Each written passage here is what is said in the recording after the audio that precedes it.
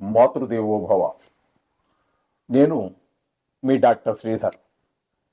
నా cell number 9295909819.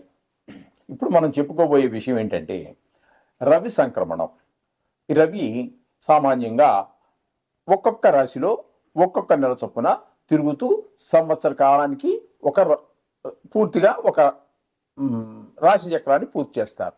నెలకు ఒక్కొక్క రాశిలో మారుతూ ఉంటారు. కాబట్టి ఈయన ఒక రాశి నుంచి ఒక రాశికి వెళ్ళేటప్పుడు ఆయన ఇచ్చే ఫలితాలు ఒక్కొక్క రాశి మారుతూ ఉంటాయి. ఆయన ఒకే దగ్గర ఉండరు కాబట్టి సంవత్సరం పాటు ఒకే దగ్గర ఉన్నారనుకోండి, ఇంచుమించుగా అలాంటి గ్రహాలకు ఆ సంవత్సరం అంతా అదే ఫలితాలు ఉంటాయి. కానీ ఈ రవి అనేటటువంటి ఆయన నెలకి మారుతూ ఉంటారు కాబట్టి రాసుల్లో ఫలితాలు ఒక్కొక్క రాశికి ఒక్కొక్క ఫలితం వస్తూ ఉంటుంది, ఒక్కొక్క నెలలా మారిపోతూ ఉంటాయి.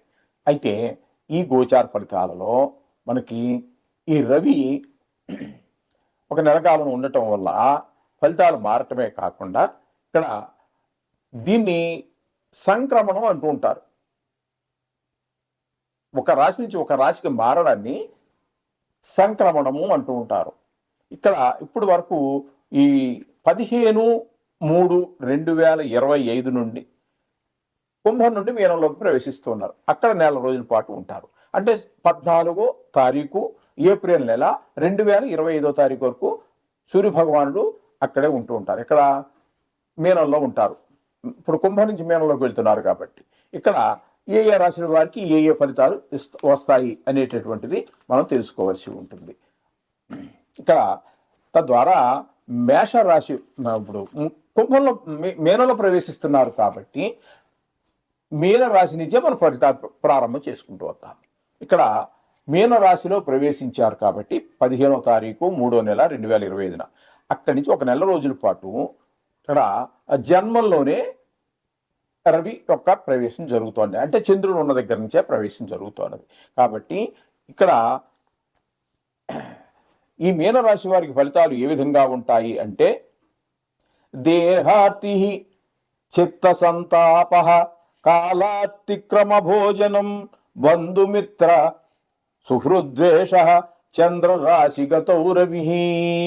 చంద్రుడు ఉన్నటువంటి రాశిలో గనక సూర్యభగవానుడు ప్రవేశిస్తే అక్కడ ఆ రాశి వారికి అంటే మీనరాశి వారికి ఫలితాలు ఈ విధంగా చెప్పబడ్డాయి శాస్త్రం. శరీరానికి రోగం, దేహార్తి అంటే శరీరానికి రోగము, చిత్త సంతాప మనసు విచారము, కాలాతిక్రమణ భోజనం అంటే అకాలంలో భోజనం చేయటం. అంటే ఒక రోజు ఒక షెడ్యూల్గా ఒక టైం ఉంటుంది కదండి భోజనం చేయడానికి. ఆ టైం కాకుండా కాలానికి ముందుగా తినేయటం, కాలానికి తర్వాత చేయటం, అది నెల రోజులు ఒక రకంగా చేస్తే కూడా పర్వాలా, రోజుకు ఒక్కొక్క రకంగా జరుగుతూ ఉంటుంది. ఈ విధంగా అకాలమైనటువంటి భోజనం జరుగుతూ ఉంటుంది. బంధుమిత్ర సుహృద్వేష, మిత్రులు, పరివారం, బంధువులు అందరితో కూడా మనకి శత్రుత్వం పెరిగిపోతుంది, శత్రుత్వం కలహం పెరిగిపోతుందని చెప్పేసి మనకి శాస్త్రం చెబుతోంది. అందుచేత మీనరాశి వారు కొంచెము ఆ యొక్క ఆ కోపాన్ని తగ్గించుకోవటం అవి చేసుకున్నట్టయితే చాలా ఆరోగ్యంగా ఉంటుంది. ఇంకొకటి ఏంటంటే మంచిది ఆరోగ్య విషయంలో, ఎందుకంటే సూర్యభగవానుడు అందరికీ రాజు, అందరికీ మీకు తెలిసే విషయం. అలాగే సూర్యభగవానుడు ఆరోగ్యం భాస్కరాది చేతు అన్నారు కాబట్టి ఇక్కడ అనుకూలమైనటువంటి ప్రదేశం కాదు. కాబట్టి ఇక్కడ మీనరాశి వారికి చిన్న చితక అదే రోంపాదగ్గు ఇలాంటి చిన్ని కొన్ని అనారోగ్య సమస్యలు కూడా పొరచూపేటటువంటి అవకాశం ఉందని మనకు శాస్త్రం చెప్తోంది.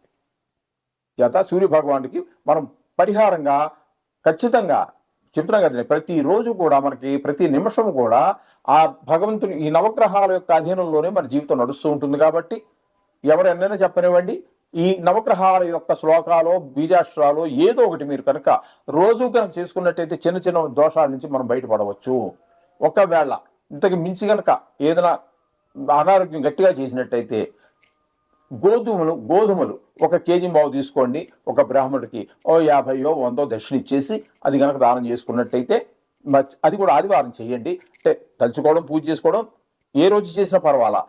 ఒక ఆదివారం సూర్యభగవానుడికి, ఆదిత్యుడు అంటే సూర్యుడే, ఆది అంటే ఆయన పేరు మీద వచ్చిందే కాబట్టి ఆ ఆదివారం రోజున మీరు ఆ ఫలితాలు అదే ఆ దానం కనుక ఒక బ్రాహ్మడికి ఇచ్చుకుని సంకల్పం చెప్పించుకోండి ఇట్లా. జన్మరాశిలో సూర్యుడు ఉన్న వాళ్ళు పంతులు చెప్తారండి అవన్నీ. ఆ గుళ్ళో కానీ ఎక్కడ ఒక పంతులు గారికి దానం ఇచ్చుకోండి, 50 రూపాయలు 100 మరి ఎంతో కొంత తీసుకుంటారు. తీసుకుని ఆ 1 కేజీ పావు గోధుమలు ఇచ్చేసేయండి, దానికి పరిష్కారం సరిపోతుంది. ఇప్పుడు వృశ్చిక రాశి వారికి రవి కుంభం నుండి మీనరాశిలోనికి ప్రవేశించి ఒక నెల రోజుల పాటు ఉంటారు అక్కడ. 15వ తారీఖు మార్చి నెల 2025న మీనంలో ప్రవేశించి 14వ తారీఖు ఏప్రిల్ నెల 2025 వరకు, అంటే ఒక నెల రోజుల పాటు అక్కడ మీనంలోనే ఉంటారు. ఇప్పుడు వృశ్చిక రాశికి ఫలితాలు ఏ విధంగా ఉంటాయనేది చూద్దాము. ఇక్కడ నుంచి వృశ్చిక రాశికి నుంచి మీనరాశి మీకు 5వ స్థానం అవుతుందండి. 5వ స్థానంలో సంచారం, రవి యొక్క సంచారం ఏ విధమైన ఫలితాలు ఇస్తుంది అనేటటువంటిది మనం చూసుకున్నట్టయితే ఇక్కడ దేహాలస్యం మనస్తాపం సుహృత్కేశం ధనవ్యయం బుద్ధి చాంచల్యమాప్నోతి పంచమే రవియుతే అని చెప్పేసి మనకి శాస్త్రం చెబుతోందండి. రవి గనక పంచమంలో ఉన్నట్టయితే అక్కడ జరిగే ఫలితాలు ఏ విధంగా ఉంటాయి ఈ వృశ్చిక రాశి వారికి అన్నట్టయితే, దేహాలస్యం అంటే దేహానికి రోగం, ఏదో రోగం రావటం, జాడ్యం అంటారు అది. మనస్తాపం మనోవిచారం కలుగుతుంది.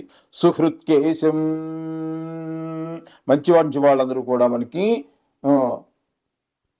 బంధుమిత్రాదుల వల్ల ధనవ్యయం, సుహృత్కేశం ధనవ్యయం ఒకటే పదం అండి ఇది. అందుచేత మనకి ఇక్కడ బంధుమిత్రాదుల వలన ధనవ్యయం కలుగుతూ ఉంటుంది. బుద్ధి చాంచల్యం ఆప్నోతి, చంచలమైన బుద్ధి, గంటకి ఆలోచన విధానం మారిపోతుంటుంది. ఇది చేద్దామా, అది చేద్దామా, అది చేద్దామా, ఇది చేద్దామా అని. ఈ విధమైనటువంటి బుద్ధి చాంచల్యం ఆప్నోతి పంచమే రవి. 5వ స్థానంలో సూర్య భగవానుడు ఉన్నట్టయితే ఇప్పుడు మనం చెప్పుకున్నటువంటి ఈ ఫలితాలన్నీ కూడా ఇస్తాడు. అంటే మొత్తం మీద ఇవి దార్ఢ్యం, శరీర దార్ఢ్యం మంచిది కాదు. అలాగే మనోవిచారం ఎవరన్నా కావాలనుకుంటారండి, అనుకోరు. 5వ స్థానంలో జరుగుతోంది అంతే. అందుచేత మనం ఏం చేయాలంటే భగవంతుడి నుంచి తప్పించుకోవడం అంత సులువు కాదు, భగవంతుడి యొక్క ఆజ్ఞ నుంచి. అయితే మనం భగవంతుని ప్రార్థించడం ద్వారా మనం వారిని కొంచెం సంతృప్తి పరిచి మనం ఆ విధమైనటువంటి దుష్ఫలితాల నుంచి బయటపడవచ్చు. కాబట్టి నవగ్రహ మంత్రాలే వస్తే అవి, వాటితో పాటు కొంతమంది కంపల్సరీగా మనకి పొద్దున సూర్య నమస్కారాలు చేసేటువంటి మహానుభావులు ఉన్నారు, ఆదిత్య హృదయం చదువుకునేవారు ఉన్నారు. ఈ ఆదిత్య హృదయం అనేటువంటి సాయంత్రం కూడా చదువుకుంటూ ఉంటారు. అన్ని పనులు అయిపోయాక గుడికి పోయి అక్కడ విష్ణు సహస్రనామంతో పాటుగా చదువుకునే వాళ్ళు కూడా ఉన్నారు. దీనికైతే ఇవి చదువుకోవటానికి సమయ అంటూ ఏదో నిర్దిష్టంగా చెప్పలేదు, రోజు మాత్రం చదువుకోండి. చూసుకున్నట్టయితే ఈ ఆరోగ్యం, ఈ విధమైన దుష్ప్రభావాల నుంచి మీరు తప్పకుండా బయటపడతారు.